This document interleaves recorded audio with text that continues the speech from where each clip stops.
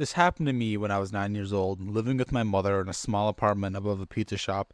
The building was 1800 eras and had a very eccentric old designs, such as doors made of very rough slash unfinished wood, and a creepy attic, of course, the door to it being inside poor kid me's room.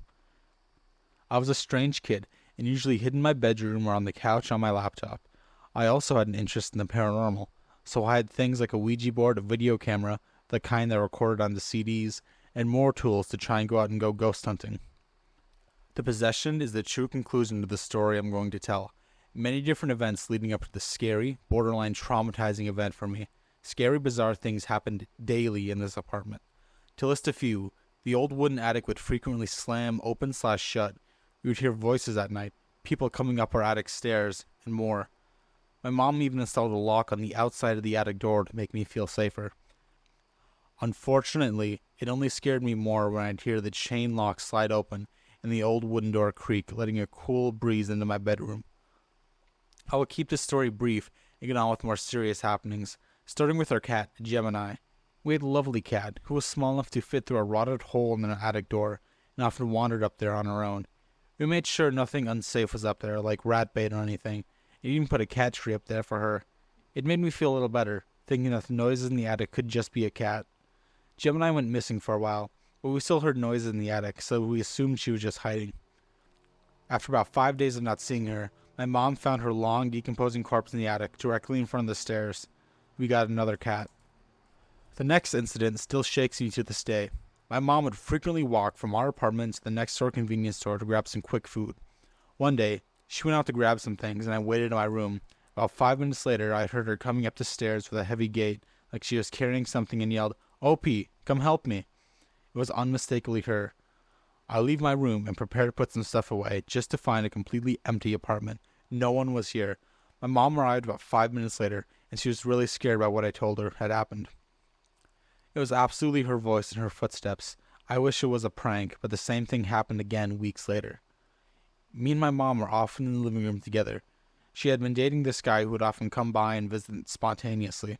We both heard him coming up to our apartment and yell, "Hey girls, want to go grab some food?" or something to that extent. Me and my mom both got up to greet him just to find no one. I know you might be thinking it's noise from the pizza shop below, but it always had the exact voice, slang, and he said phrases that the person would say regularly. The way his voice resonated was definitely not from below the apartment. It was in the apartment.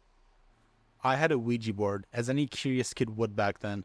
I made my mom play with me, even though we only had 2 people, which technically wasn't enough. Some normal Ouija board things happened. However, at one point, the pieces literally flew across the whole living room with immense force. I know that this is so stereotypical, but that's just what happened. My mom made me burn the Ouija board in the campfire not long after that.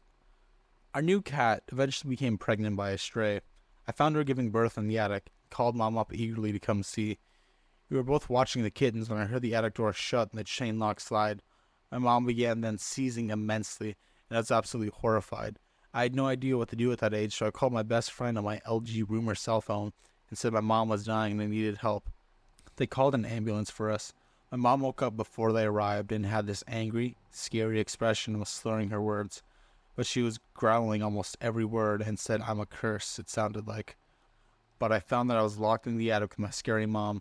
Called my friend again in total panic and told the EMTs to come to the attic. They took basic vitals and left. I don't know if it was my mother playing up some strange but explainable events in the house, maybe faking the Ouija incident, but these memories really irk me to this day. Maybe that was a normal seizure. Some things are explainable, but so many are not. How did the attic door lock on us? How on earth were the voices of people we knew being heard in the house, calling to us? I wrote this while exhausted from work, so forgive the writing etiquette. I just wanted to share this story on here as I've shared so many others before. When I was a teenager, I had something weird happen to me. It started when a friend was looking at me strangely and blurted that there was a woman following me. I looked all around and he was like, "No, she's here, but she's not here." I asked him to explain, but then he was laughing it off, saying he must just be crazy. Soon after, things started moving in my room on their own. The little metal ornamental pieces on my daybed would randomly be launched into the air. The scrunchies would be thrown at my head. It was the 90s, don't judge. Nothing like that ever hurt, it was just annoying. It happened so often that I would bitch at it whenever it was messing with me. It also did this to two of my friends. One of my friends didn't like it though. She was more of a friend/enemy anyway, but I'll get to that in a minute. One night, I was in bed with the lights off, ready to sleep. My bedroom door was closed and I could hear the TV that my aunt was watching in the living room. I felt someone sit down on the end of my bed and heard a woman's voice say my name.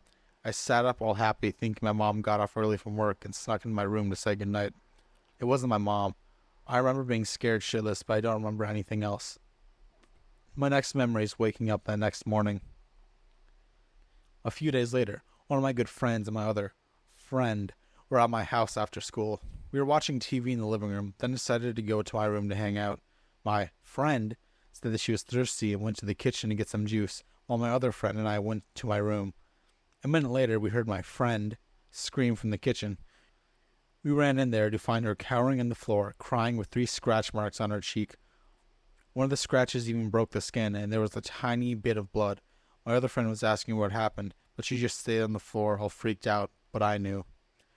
I don't know what came over me, but I lost my shit. I started yelling at my invisible house guest.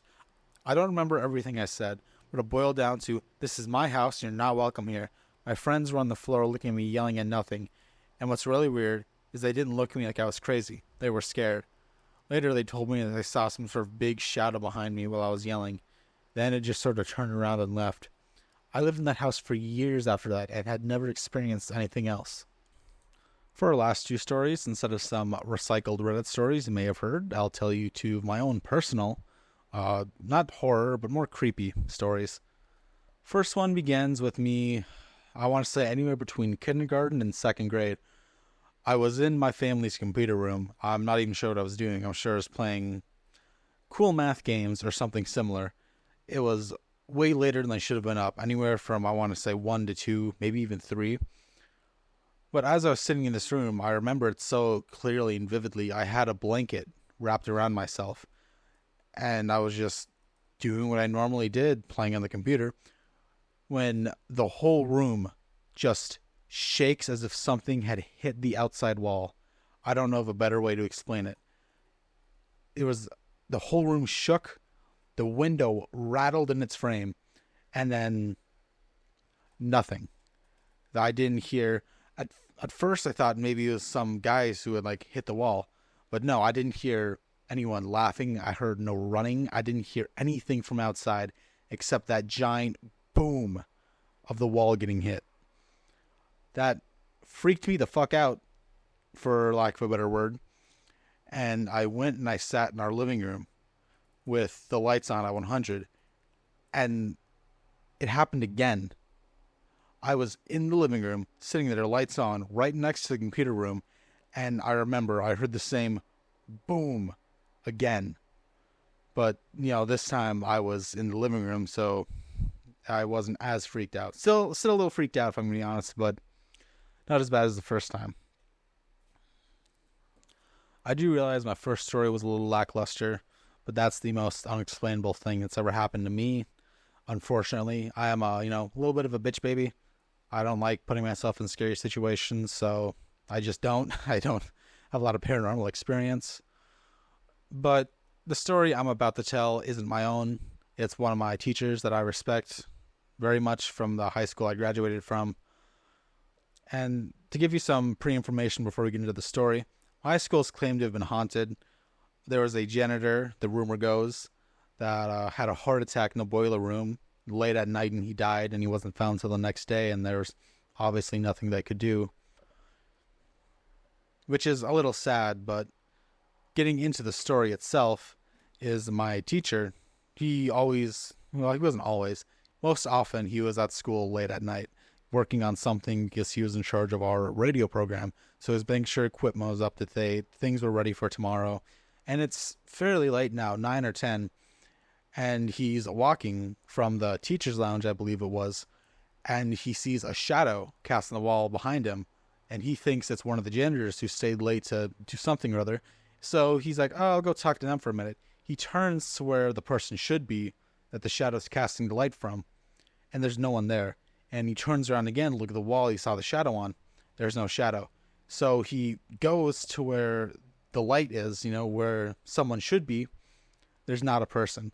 So he then I think he described it as he sped walked back to his room, got all his shit, and then just left.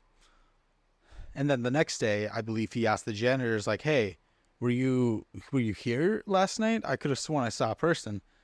And they said, "Oh no, that must have just been insert dead janitor name. He likes to scare people every now and then."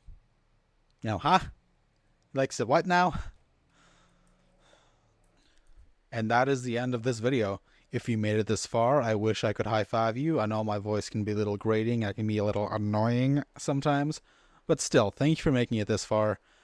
And, I got 2 videos linked up here probably, along with a subscribe, which you should do. Maybe even check out some of my shorts. I don't know.